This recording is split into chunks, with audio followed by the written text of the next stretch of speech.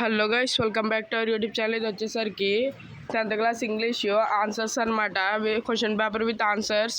వీటిని చెక్ చేసుకోండి. మీకు ఎస్ఏ వరకు కూడా మ్యాక్సిమం ఇదే మోడల్లో ఇస్తారు, కాకపోతే అది 100 మార్క్స్కి అంతే.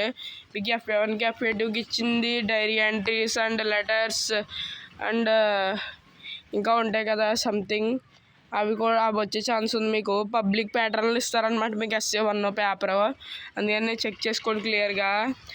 SA1గా నేను చెప్పిన క్వశ్చన్స్ వచ్చినాయి. క్వశ్చన్స్ అంటే నేను చెప్పిన డైరీ ఎంట్రీస్ ఇవి వచ్చినాయి అనమాట.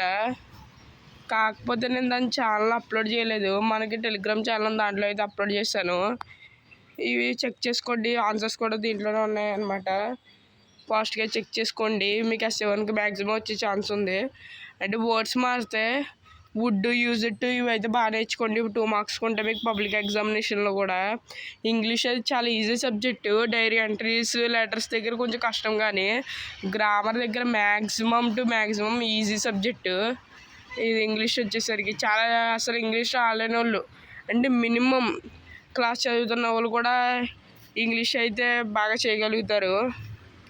ఈ లెటర్స్ అవి రాయలేరు, కానీ ఈ గ్రామర్ అయితే ఈజీగా చేయగలుగుతారు. చూసుకోండి ఇవి ఆన్సర్స్ అనమాట. ఇవి వెరీ మోస్ట్ ఇంపార్టెంట్ SA1కి.